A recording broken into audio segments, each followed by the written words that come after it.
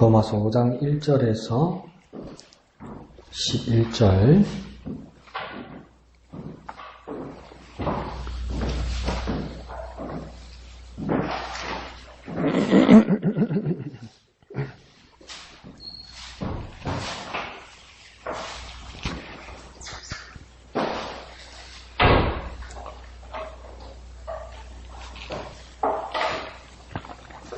찾았죠? 자, 1절부터 11절까지 다 같이 읽겠습니다. 시작. 그러므로 우리가 믿음으로 의롭다 하심을 받았으니 우리 주 예수 그리스도로 말미암아 하나님과 화평을 누리자. 또한 그로 말미암아 우리가 믿음으로 서 있는 이 은혜에 들어감을 얻었으며 하나님의 영광을 바라고 즐거워하느니라. 다만 이뿐 아니라 우리가 환난 중에도 즐거워하나니 이는 환난은 인내를, 인내는 연단을, 연단은 소망을 이루는 줄 알미로다. 소망이 우리를 부끄럽게 하지 아니함은 우리에게 주신 성령으로 말미암아 하나님의 사랑이 우리 마음에 부은 바 됨이니 우리가 아직 연약할 때에 기약대로 그리스도께서 경건하지 않은 자를 위하여 죽으셨도다. 의인을 위하여 죽는 자가 쉽지 않고 선인을 위하여 용감히 죽는 자가 혹 있거니와 우리가 아직 죄인 되었을 때에 그리스도께서 우리를 위하여 죽으심으로 하나님께서 우리에 대한 자기의 사랑을 확증하셨느니라. 그러면 이제 우리가 그의 피로 말미암아 의롭다 하심을 받았으니 더욱 그로 말미암아 진노하심에서 구원을 받을 것이니 곧 우리가 원수 되었을 때에 그의 아들의 죽으심으로 말미암아 하나님과 화목하게 되었은즉 화목하게 된 자로서는 더욱 그의 살아나심으로 말미암아 구원을 받을 것이니라. 그뿐 아니라 이제 우리로 화목하게 하신 우리 주 예수 그리스도로 말미암아 하나님 안에서 또한 즐거워하느니라. 아멘. 자, 오늘도 고통이 주는 교훈인데 우리 계획에는 오늘 이렇게 다 마칠 수 있을 것 같습니다. 15페이지죠? 네, 15페이지 한번 찾아볼까요?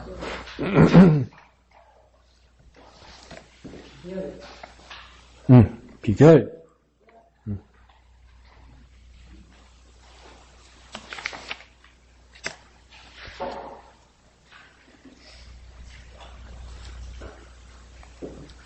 홍영하면 15페이지요. 근데 제목을 한번 읽어볼까요? 시작. 비결. 네. 야, 막 환난 고통 이야기하다가 비결이 있답니다. 비결. 오늘은 탈출할 수 있을 것 같습니다. 내용은 왜 뜨는지 한번 봅시다. 16페이지 그 뒷장을 한번 볼게요. 16쪽. 16쪽 가운데 보면 로마서 5장 5절에서 9절 끝나고 나서 이 구절은 이렇게 돼 있죠. 그죠? 여기부터 보려고 그래요. 16쪽 가운데. 예. 찾았죠? 예. 예. 예. 예. 찾았죠? 이 구절은 읽습니다. 시작. 이 구절은 환난 중에서 즐거워하는 비결을 좀 더 구체적으로 설명해 준다. 어떤 그리스도인들은 고통을 받아도 끈기나 고결한 성품이나 자신감이 생기지 않고 비참함을 느끼며 붕괴하고 심지어는 믿음을 부정하기도 한다. 그러니까 고통이 자동적으로 인내나 소망, 단련된 성품을 가져다 주지 않는 것이다. 그렇다면 어떻게 해야 고통 속에서 진정한 기쁨을 누릴 것인가? 자, 여기까지요. 이 구절은, 이 말은 뭐냐면, 로마서 5장 5절에서 9절까지 말씀이래요. 근데 이건 우리가 앞에 읽어봤으니까, 시간상 우리가 넘어갔는데, 이 로마서 5장을 통해서 환난 중에서 즐거워하는 비결이 생기게 될 것이다. 지금 이 이야기를 한 거예요. 그러면 비결이 여기 있다는 것이죠. 그죠? 근데 비결이 있다고 말해놓고 우리가 희망을 가지게 됐는데, 그 뒤에 따라오는 내용은 뭐냐면 아무리 고통을 받아도 고통을 지내왔어도 우리가 어떤 뭐 끈기나 고견한 성품이나 자신감이 생기지 않고 비참함을 느끼고 더 붕괴하기도 하고 심지어는 믿음을 부정하기도 한다. 그러니까 여기서 뭘 말하는 거냐면 고통이 자동적으로 소망을 주는 것이 아니다 이 말입니다. 고통이 자동적으로 우리에게 소망을 주지는 않는다. 그러니까 아무리 내가 그리스도인으로서 내가 살아오면서 내가 힘든 일, 환난, 고통, 어려움을 이렇게 겪어왔는데 겪어왔다고 자동적으로 내가 소망을 가지게 되는 것이 아니다. 더 쉽게 말하면 우리가 생각하는 것처럼 고통을 지나와서 우리가 행복을 느끼거나 고통이 없어지는 것이 저절로 생긴다 안 생긴다? 저절로 생기지 않는다는 거예요. 그런데 우리는 어떻게 생각합니까?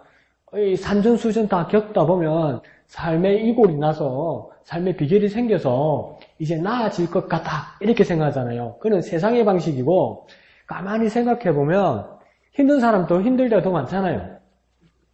힘든 거 지나갔다고 그 다음 나아지는 게 모두에게 적용되던가요? 적용되지 않죠. 심지어 그리스도인에게도 어떤 내가 고통과 고난과 환난을 지나왔다고 해서 그 다음에 불행 끝, 행복 시작 이렇게 자동으로 저절로 되는 게 아니라고요. 저절로 되지 않는다는 것을 우리가 내 자식뿐 아니라 우리 교회 안에서도 그리스도인 공동체 안에서도 같이 느낄 때도 많다는 겁니다. 어떤 사람들은 그렇게 생각하죠. 야, 내가 이 환난과 이 고통을 지내왔으니까 나는 이제 행복이 시작될 것이다 하면서 막 믿음을 가지기도 해요. 하는데 뭡니까? 몇 주 있다가 보면 막 원위치뿐만 아니라 더 상황이 나빠져서 막 하나님 원망하는 자리도 돌아오잖아요. 그러다가 지풀이 또 지가 또 다 지쳐가지고 다 끝나가지고 또 주님의 은혜라고 그러다가 며칠 지나면 또 원망하고 또 돌아오고 원망하고 돌아오고 이 계속 다람쥐 쳇바퀴 도는 것처럼 그러다가 우리는 더 걱정이 되는 게 뭡니까? 이렇게 막 쳇바퀴를 돌아도 교회 안에서 뭐 돌면 우리야 뭐 한두 번 본 거 아닙니까?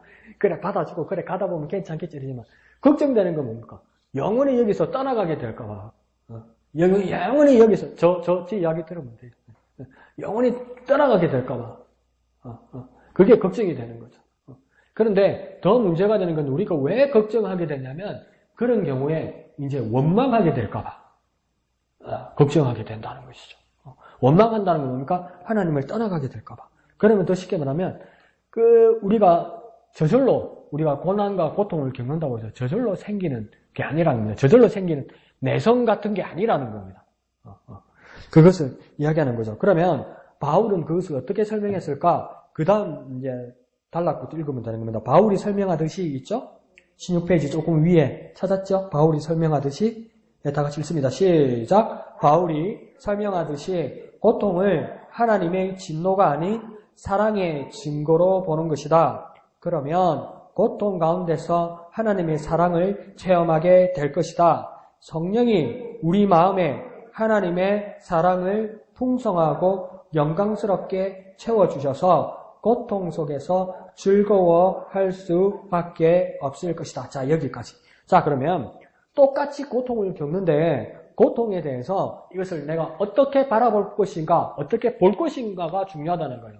모두가 다 환난 고통을 겪는데 이 고통을 내가 어떻게 볼 것인가. 근데 보통은 크게 나누면 두 가지로 사람이 보고 있다는 겁니다. 이 고통에 대해서 하나님이 진노로 보는 사람이 있고 하나님의 사랑으로 보는 사람이 있다는 겁니다.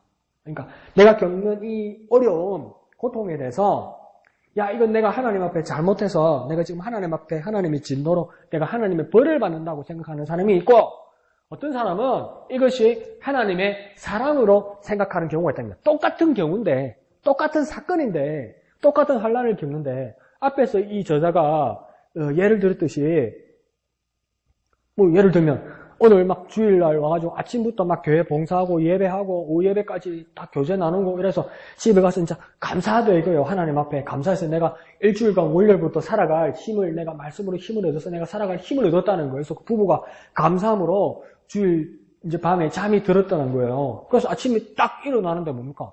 그 집에 우리 집에 아들내미가 와가지고 막 아버지 엄마 침실에 총을 쏘더라는 거지. 예? 그러니까 누구야 왜 그러냐 무시야 뭐 그러냐 내가 네 아빠다 네 엄마다 왜 그러냐 이러니까 엄마 아빠를 보니까 그것을 보고 엄마 아빠를 보고 또 쏘더라는 거죠. 그러면 이 상황을 만약에 우리가 겪었다면 우리는 어떤 생각을 하겠습니까? 내가 뭘 그래 잘못해서 내가 어제 예배 잘하고 교제 잘 나누고 헌신하고 봉사했고 우리 애하고 같이 가서 예배했는데 얘가 왜 이러나 이럴 때 내가 하나님 앞에 뭘 잘못해서 그럴까? 이것을 보는 사람이 있더라는 겁니다. 내가 하나님 앞에 잘못해서. 근데 어떤 사람은 근데 이 애 아버지는 뭘 느꼈다고 그랬습니까? 내가 하나님 앞에 더 관심을 가져야 하는, 관심을 가지게 된 계기가 되었다고 이야기하는 겁니다. 그러면 그 애 아버지는 뭘 느낀 겁니까? 하나님의 사랑을 느낀 거죠. 그런데 우리는 대부분 사람은 하나님 없으면 이 생각들이 다 부정적으로 가게 돼 있어요. 항상 불안하거든요. 항상 두렵거든요. 무슨 일이 생길지 모르기 때문에. 사람은요, 하나님 없으면 이렇게 부정적으로 생각하게 돼 있어요. 그러면 뭘 하겠습니까? 하나님이 계셔도 내가 하나님에 대한 마음을 놓치기 시작하면 내가 뭘 잘못해서 이럴까? 하나님을 바라보는 순간에도 뭡니까? 내가 하나님 앞에 뭘 잘못해서 그럴까? 그런 생각밖에 대부분 안 들어요. 저와 여러분을 한번 대입해 봅시다. 뭐라고 느끼겠습니까? 하나님 감사합니다. 나오겠습니까? 나오겠습니까? 아니, 그 정도가 아니라도 아침에 방문 열어가지고 엄마한테 고함 지르고 아침에 그렇게만 해도 엄마 아빠한테 욕짓거리만 해도 그거 아들이 아침에 월요일 아침에 일어나가지고 엄마 아빠한테 욕짓거리하고 화내면 그거 하나님 감사합니다 그렇게 하겠어요? 뭘 하겠습니까? 아무리 착한 엄마 아빠도 주긴 뭘 잘못 먹나 이럴 거 아니에요. 하나님이 왜 이러시나 이런 마음이 들까요? 대부분 그래요. 근데 이 아이의 아버지는 총질해 되는 아이를 겪은 이 상황에서 뭘 느꼈냐면 하나님을 향한 감사와 사랑을 느꼈다고 이야기합니다. 어떻게 하나님을 향한 감사와 사랑이 느껴지죠? 여러분 한번 끼워 맞춰 볼래요? 어떻게 하나님에 대한 사랑과 감사가 느껴지죠? 그 상황에서 아이가 엄마 아빠한테 총을 쐈어. 내 아이가. 그럼 어떻게 엄마 아빠가 거기에 대한 감사를 할 수 있죠? 우리는 보통 어떻게 배웁니까? 그러면?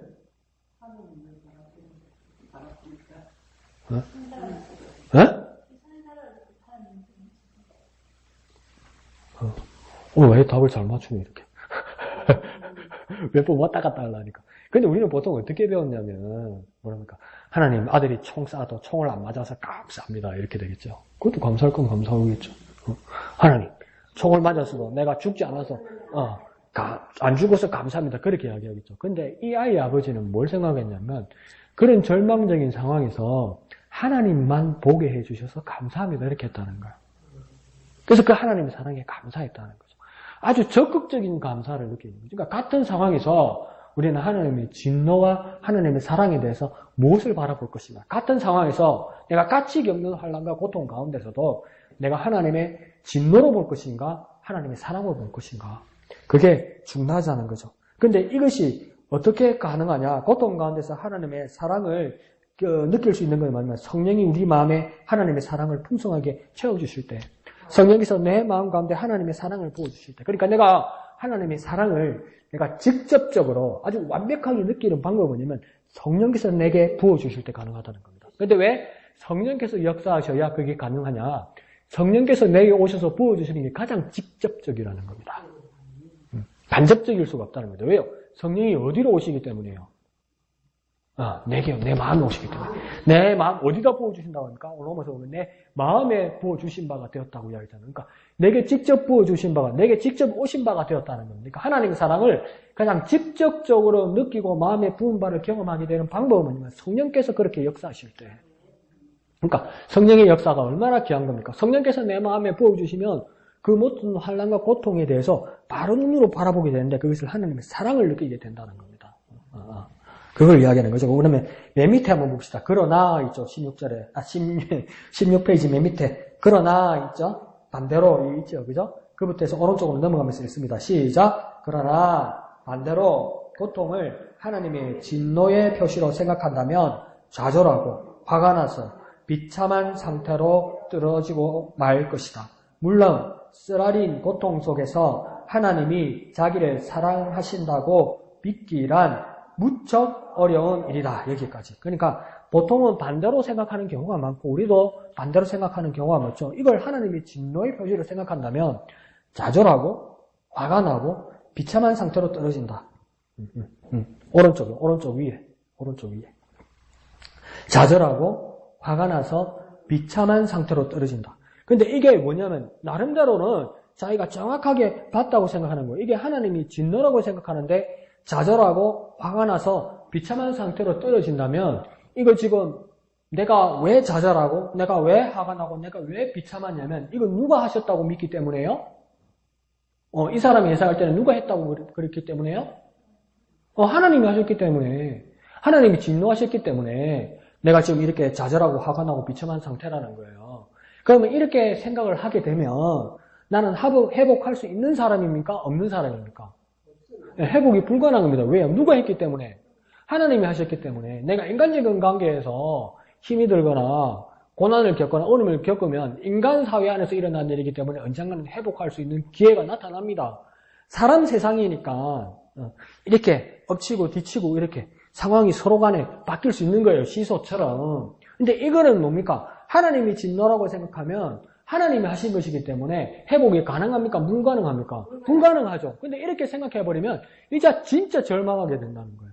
그러니까 어떻게 바라보느냐에 따라 완전 완전 하나님의 사랑을 느낄 수 있고 기뻐하고 소망 가운데 사는 사람이 있고 똑같은 상황에서 이것을 하나님이 진노하셨다고 생각하는 건 정말 치명적인 겁니다, 이게.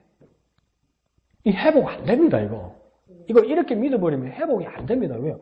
이걸 누가 했다고 믿기 때문에 하나님이 했다고 믿고 하나님은 틀릴 수가 없고 하나님은 실패할 수 없고 하나님은 실수할 수 없잖아요. 그럼 하나님은 혼구멍 한 번 내면 혼구멍을 내겠지. 그럼 누가 버티겠어요? 우리 엄마가 했으면 누구 집사 이야기하면 안 되겠다. 그 엄마가 되게 무서웠어. 혼자 애 아들 하나 키운다고. 그래서 옛날에는 막 전도사님 목사님인데 눈 한 번 흘기도 저것만 지네 엄마한테 뚫지면 막 뚜지를 맞고 이러더라고. 막 때리잡더라고 애를. 그 내가 민망할 정도로. 근데 이 중학생 고등학생 되니까 안 되더래. 그 왜 안 되느냐. 그 왜 때리니까 뭐 아들이 손으로 잡든 막든 아니래. 때리면 다 맞아준대. 다 내준대. 근데 엄마가 힘이 빠져서 못 때린대. 그래서 엄마가 서럽고 억울해서 운대. 애 앞에서. 애는 끄떡도 안 하고. 그러니까 하나님 진노는 그런 게 아니잖아요. 확실하게 해버리잖아요. 그러니까 이걸 하나님이 진노라고 생각할 때는 회복 불가능합니다. 근데 이렇게 바라보면 어떡하겠습니까? 스스로 무너지는 거예요. 그러니까 우리 모든 환난에 대해서 하나님의 사랑이라고 느낀다면 이거 정말 귀한 일이에요. 그런데 여기서 저자도 뭐랍니까? 이렇게 믿기란 무척 어려운 일이다. 진짜 어렵다. 무척 어려우니까 뭡니까? 애를 많이 쓰고 마음을 많이 바꿔야 되는 거예요. 억지로라도. 그러니까 목사님 바로 가르칩니까? 부정적인 생각하지 말라고 그러잖아요. 부정적인 생각을 하다 보면 말이 나오거든요. 말이 나오면 그냥 그 상황으로 가는 겁니다. 다 그렇게 보기로 했기 때문에. 살아서 쌩쌩하게 살아놓고 죽을 뻔했다고 이야기하면 저는 그렇게 믿어요. 100% 죽을 일 전혀 없었어요.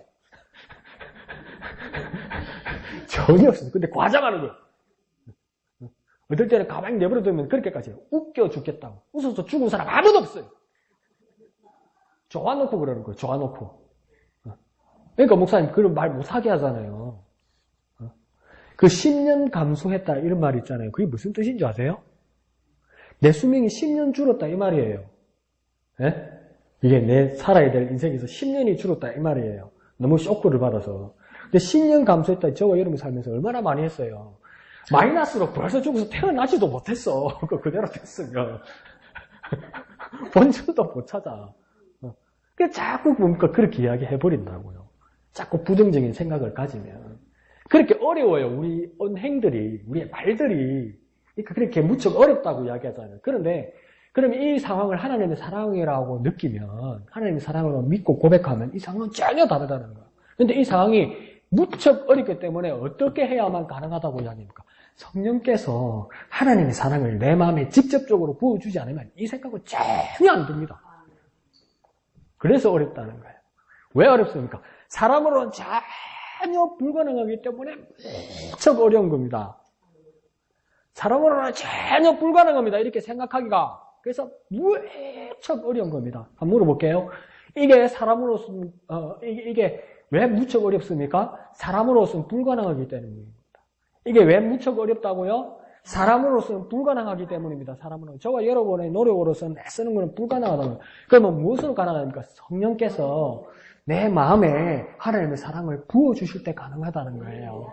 성령께서 내 마음에 하나님의 사랑을 부어주실 때, 그러니까 하나님의 은혜, 성령의 역사가 아니면 그게 직접적으로 느껴지지 않는다고. 그러니까 성령의 역사심을 얼마나 사모해야 됩니까? 성령의 역사심을. 저와 여러분 성령의 역사심을 사모합시다. 그 가운데 하나님의 사랑이 우리에게 직접 부음받는다 이 말입니다.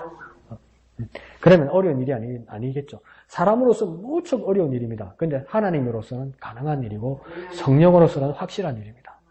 사람으로서는 어려운 일이고 성령으로서는 확실한 일입니다. 뭐라고요? 사람으로서는 어려운 일이고 성령으로서는 확실한 일입니다. 뭐라고요? 사람으로서는 어려운 일이고 성령으로서는 확실한 일입니다.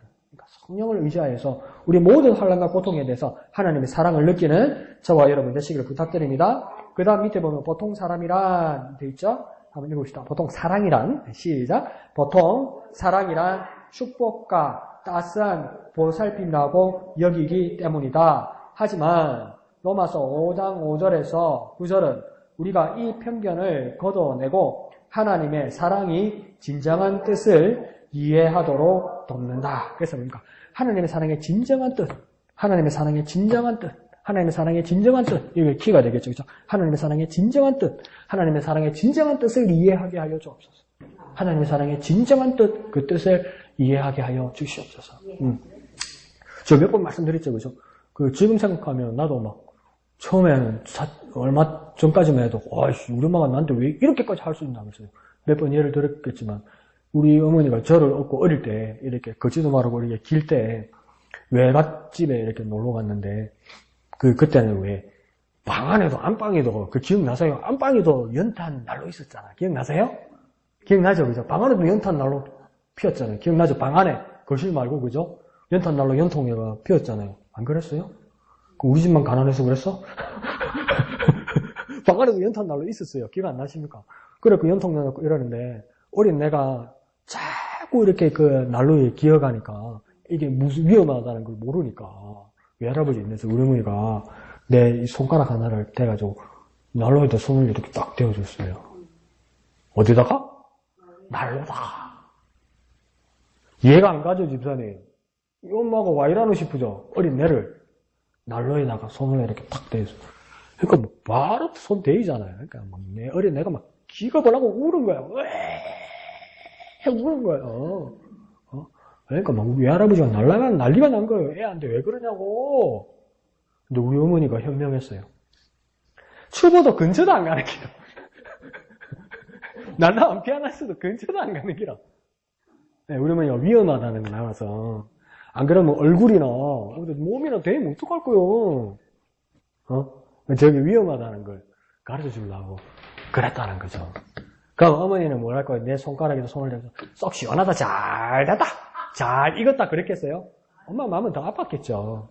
하나님께서 우리에게 어떤 환난과 고통을 보여주실 때 하나님도 재미있을까요? 여러분의 부모의 마음이면 하나님 마음을 이해할 거예요. 하나님 재미없죠. 마음 아프죠.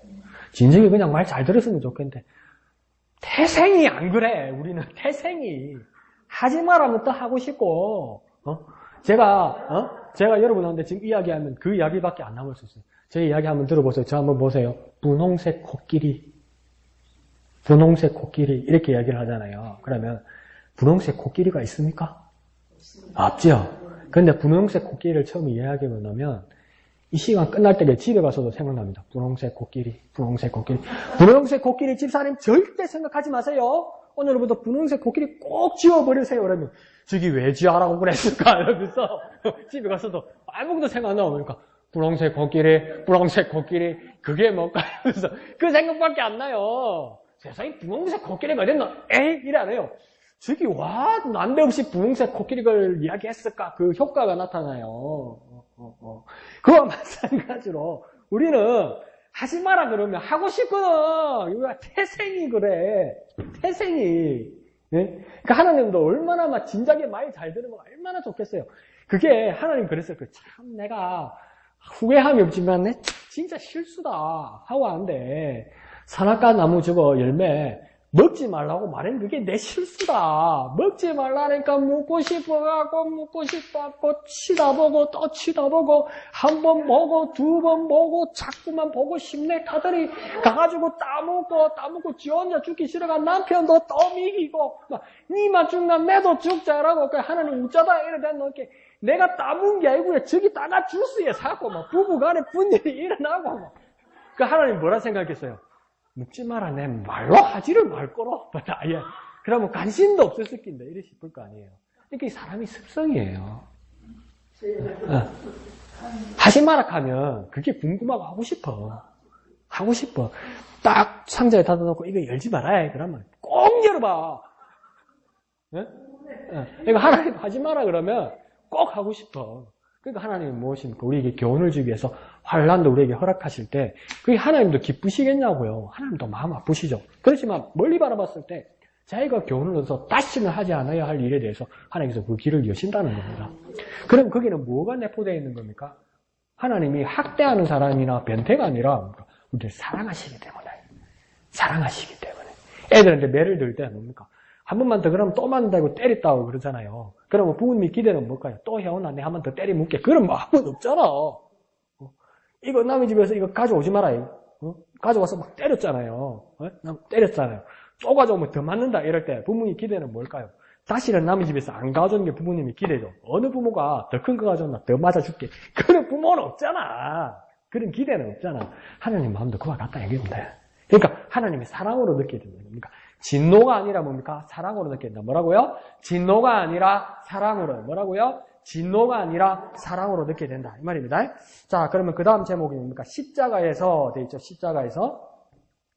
그 다음 바울은 있죠. 바울은 다 같이 읽겠습니다. 시작. 바울은 모든 그리스도인들이 자신이 쓸모없고 잊혀진 존재라고 느낄 때 하나님이 자기를 사랑하신다는 것을 확인할 수 있는 장소가 하나 있다고 말한다.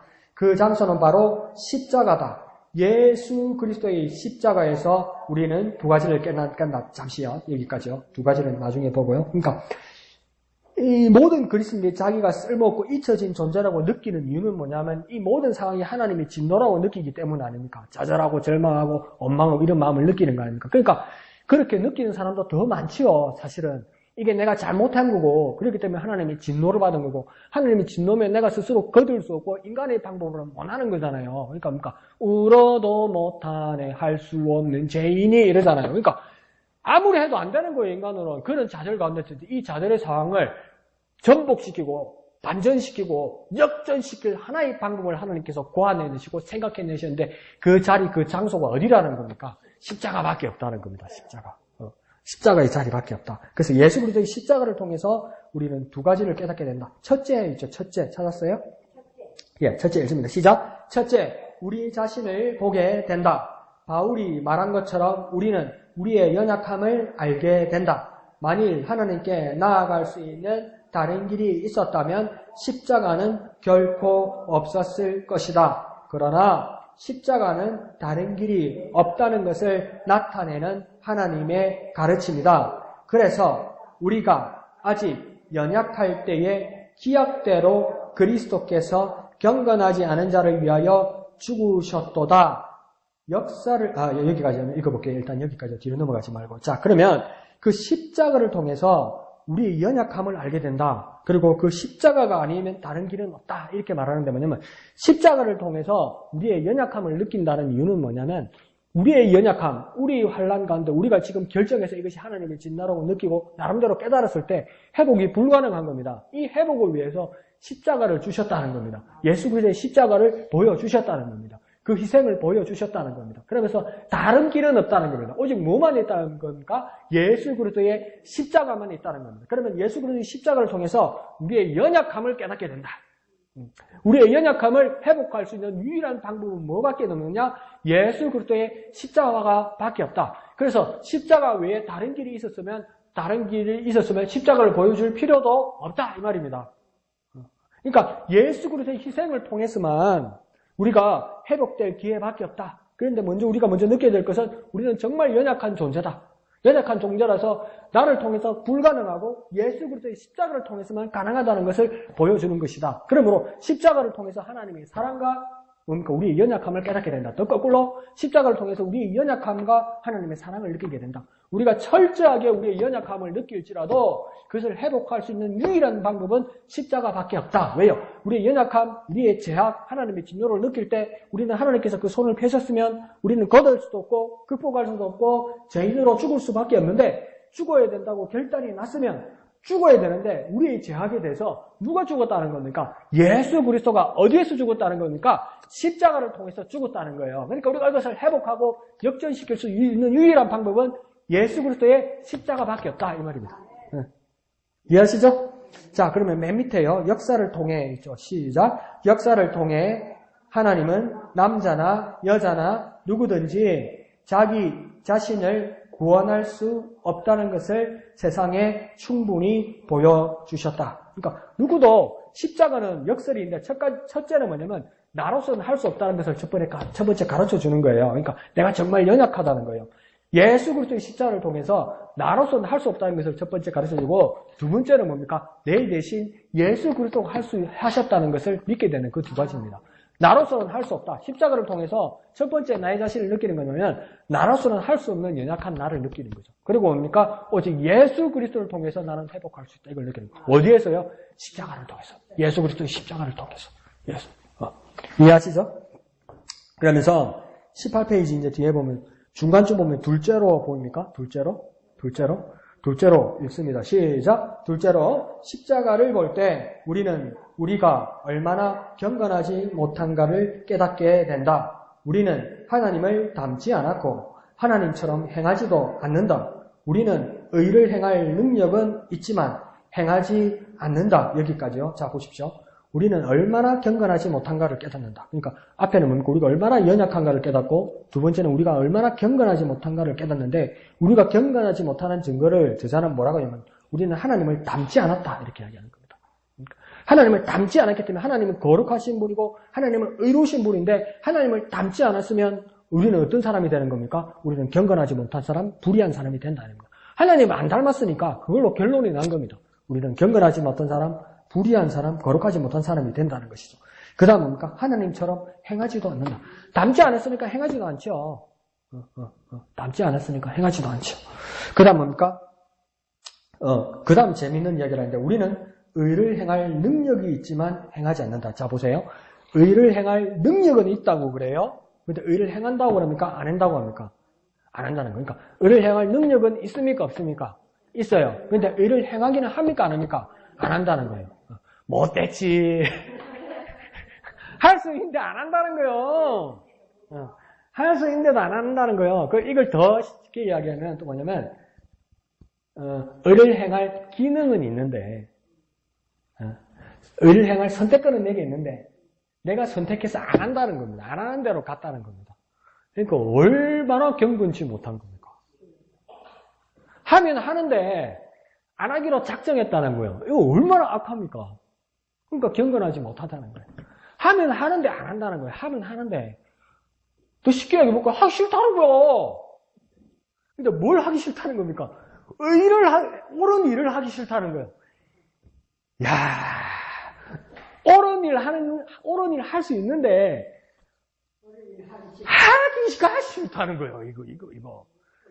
할 줄 몰라서 못하는 게 아니고, 하기가 싫다는 거예요. 그러니까 과자를 먹거나 껌을 씹는다고 껌종이를 까가지고 껌을 씹고 껌종이 있잖아요.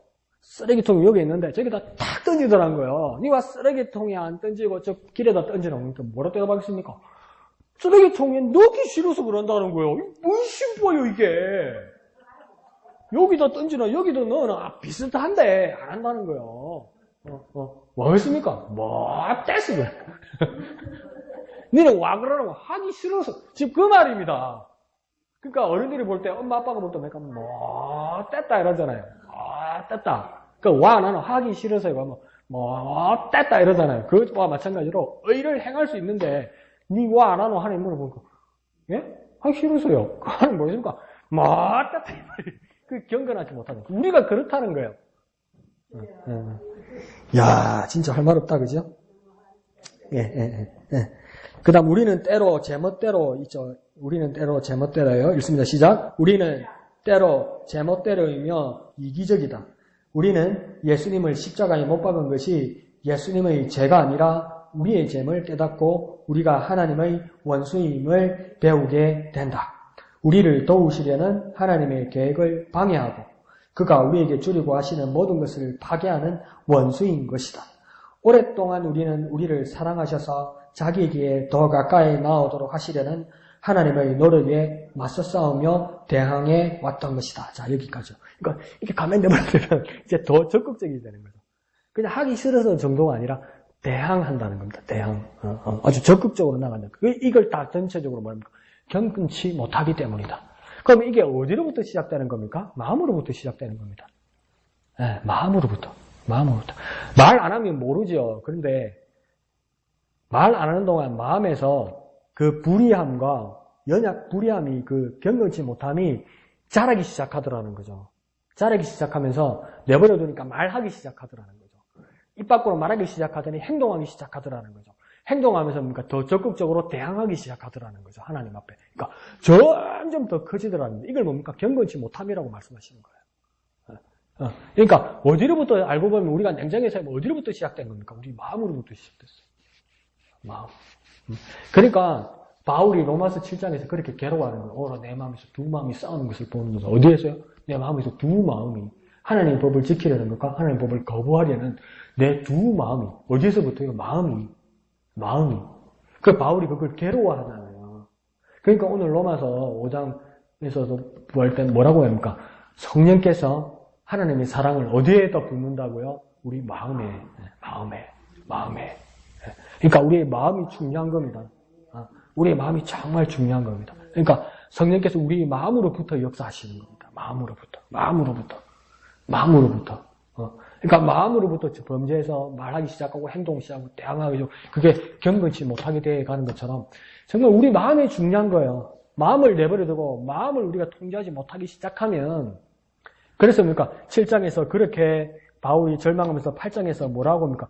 이런 완악하고 이런 비참한 상황에서 무엇이 나를 해방하였다고 바울이 말합니다. 성령의 법이 나를 해방하였다 이렇게 얘기해요. 이 마음의 이 괴로운 상황에서 죄악의 상황에서 성령이 5장에서는 어디에다 부었다고 합니까? 내 마음에다가요. 그러니까 마음이 정말 중요한 거죠. 마음에 내게 역사하시는 게 정말 중요한 거죠. 그러면 내 마음이 무엇을 사랑해야 되겠느냐? 성령께서 하나님의 사랑이 부어주시면 얼마나 사모하고 사랑해야 하고 소망해야 되겠냐? 이게 그렇게 연결되는 거죠. 그걸 내버려두면 연약함과 경건하지 못한 대항하는 상황까지 간다 이 말입니다. 근데 그것을 완전히 역전시키고 그 보여주신 사랑의 표현이 무엇이냐? 사랑의 그 행동의 표현이 무엇이냐? 오늘 저자는 그걸 뭐냐면 십자가다 이렇게 얘기하는 거예요. 십자가다. 완전 회복 불가능하다고 좌절해 있고 하나님이 손을 뻗쳐서 내가 죄인이라고 깨닫는 그것으로 모든 거 아무것도 해결 안 되는데 그 상황에서 그리스도 예수께서 십자가에서 내 죄를 위하여 죽으심으로 이 모든 상황을 변화시켰다는 겁니다. 그것이 오른쪽 19페이지 오른쪽으로 이제 넘어가게 되는 거죠. 19페이지 우리는 다 같이 읽습니다. 시작. 우리는 십자가라는 장소에서 인간의 부족함이 여실히 나타났음을 알고 있으며 십자가를 통해 하나님 우리를 사랑하신다는 가장 분명한 확증을 얻게 되었다. 여기까지. 그러니까 십자가라는 형은 뭐라고 했습니까? 많이 말씀해 주신 것처럼 십자가는 예수님 탄생 전에 예수님이 돌아가시기 전에 있었습니까? 없었습니까? 십자가형은 십자가형 예수님 계시기 전에 있었습니까? 없었습니까? 있었어요. 오래전부터 있었어요. 정말 비참한 거예요. 그러니까 아무나 십자가에도 안 죽이고 진짜 나쁜 사람만 죽이는 거예요. 이게 십자가에 사람이 죽는다는 건 정말 나쁜 사람이라는 거예요. 정말 나쁜 사람에 박는 거예요.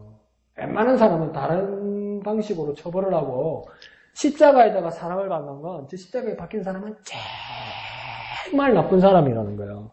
그러니까 예수님께서 십자가에 박히면서 정말 나쁜 사람으로 박힌 거예요. 정말 나쁜 사람으로 예수님이. 그런데 예수님이 왜 정말 나쁜 사람이 되었을까?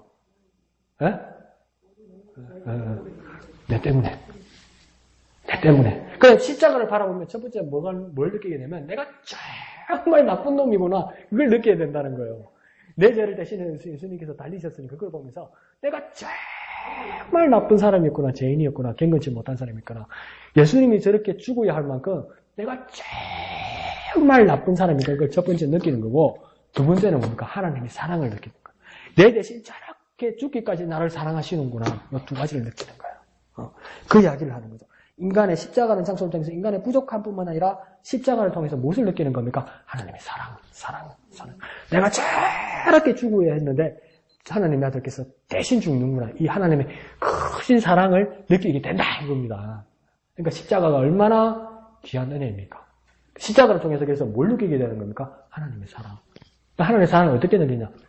정말 내가 저렇게까지 내가 나쁜 사람이었구나, 죄인이었구나. 근데 하나님의 아들이 대신 죽으시기까지 나를 이렇게 사랑하셨구나.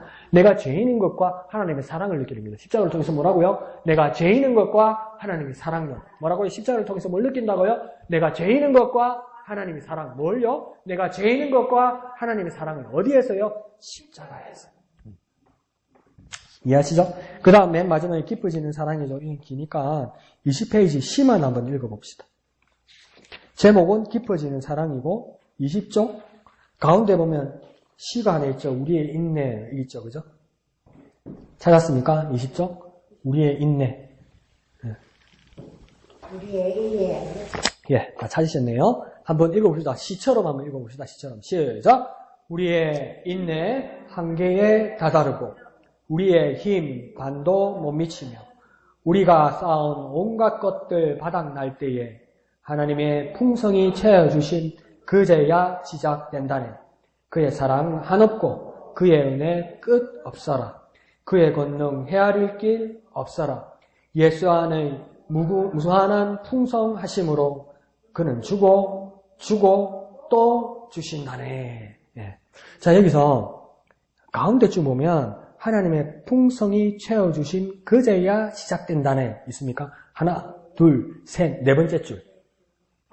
예, 그렇죠? 여기가 분기점이에요. 이 시의 분기점이에요. 그래서 저는 여기다 줄을 쳐놨는데요. 하나님의 풍성이 채워주신 그제야 시작된다네. 그러니까 이걸 분기점으로 위에는 뭡니까? 완전 절망적인 상태인 거죠. 내가 바닥이고 절망이고 아무것도 할 수 없고 막 이런 막 절망적인 상태죠. 그런데 하나님의 풍성이 채워주신 그때에서야 비로소 나는 뭡니까? 한없는 하나님의 사랑, 끝없는 주님의 은혜, 그 헤아릴 수 없는 권능, 무한한 풍성하심. 그게 뭡니까? 부어주시고 또 부어주시고 또 부어주시고 또 부어주시더라는 거죠. 막 부어주시더라는 거죠. 그것이 무엇입니까? 끝없는 깊어지는 하나님의 사랑이다. 그래서 우리 환난과 고통 가운데서 그것을 느끼게 되는 것이다. 하나님이 사랑하시기 때문에 우리 환난 가운데서도 역사하시는 것이다.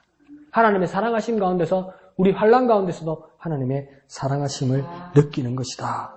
그것을 이제 정리하는 것이죠. 그래서 마지막 부분을 제가 깔끔하게 다 못 해드리는데 이거 19페이지에서 21페이지는 집에 가서 여러분 읽으셔도 그렇게 깊이 깨달으실 수 있을 겁니다. 그래서 여러분이 숙제처럼 공부하시면서 한 번 더 하나님이 깊어지는 그 사랑을 한번 이렇게 공부해 보시길 부탁드립니다. 그래서 이 모든 과정은 이제 끝이 났고 다음 주에는 로마서 5장 1절에서 11절까지 그 말씀을 보면서 마지막 총정리를 하는 시간을 갖도록 하겠습니다. 그래서 우리가 환난 가운데서도 고통이 우리에게 하나님 주시는 큰 경우가 하나님의 사랑이 거기에 있다. 그래서 그 하나님의 사랑을 내게 부어주시옵소서.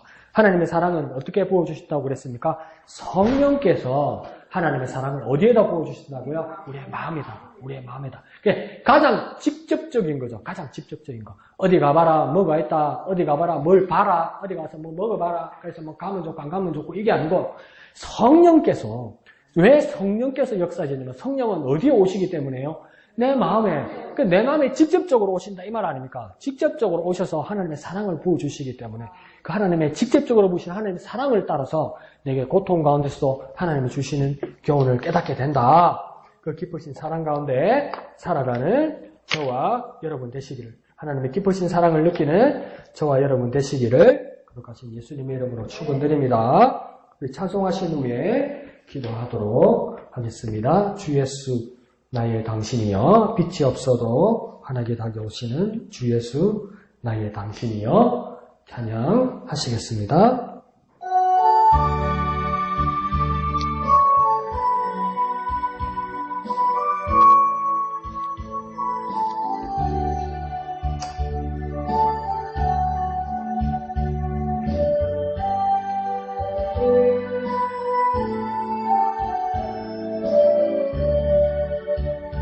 빛이 없어도 환하게 다가오신 주 예수 나의 당신이여 음성이 없어도 똑똑히 들려주시는 주 예수 나의 당신이여 주님이 계심으로 나는 있고 주님의 노래가 머물므로 나는 부를 수 있어요.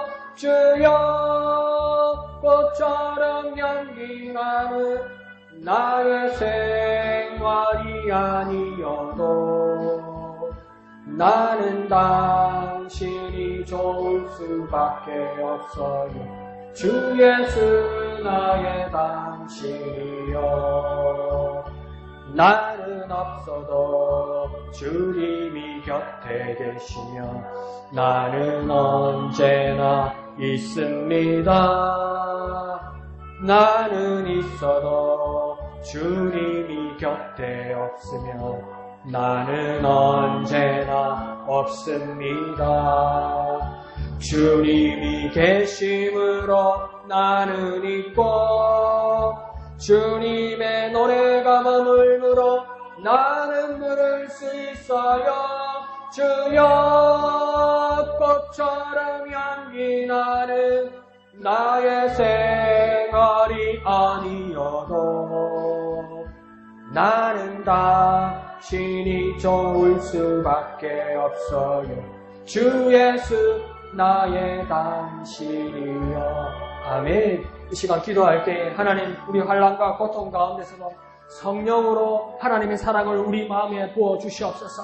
성령으로 하나님의 사랑을 우리 마음에 부어 주옵소서. 어떤 고통과 환난 가운데 있을지라도 성령으로 하나님의 마음을 우리에게 부어 하나님의 사랑을 우리 마음에 부어 주시옵소서. 주님의 이름 크게 한번 부르고 다 같이 기도합니다. 주여 주님 우리 환난 가운데 성령으로 하나님의 사랑을 우리 마음에 부어 주시옵소서. 성령으로 하나님의 사랑을 우리 마음에 부어 주시옵소서. 성령으로 하나님의 사랑을 우리 마음에 부어 주시옵소서. 성령으로 하나님의 사랑을 우리 마음에 부어 주셔서 고통 가운데도 환난 가운데도 이겨내게 하소서. 싸워내게 하소서. 하나님의 깊으신 사랑 그 십자가의 사랑을 깊이 깨닫는 우리가 되게 주님 역사하여 주시옵소서. 인도하여 주옵소서. 성령으로 하나님의 사랑을 우리 마음에 부어 주시옵소서. 성령으로 하나님의 사랑을 우리 마음에 부어 주시옵소서. 성령으로 하나님의 사랑을 우리 마음에 성령으로 하나님의 사랑을 우리 마음에 직접 부음받는 그 능력을 경험하게 하여 주옵소서. 모든 고통, 모든 환난 가운데도 하나님의 사랑을 느끼고 깨닫게 역사하여 주시옵소서. 역사하여 주시옵소서. 주님을 의지합니다. 주님을 의지합니다. 역사하여 주시옵소서. 인도하여 주시옵소서.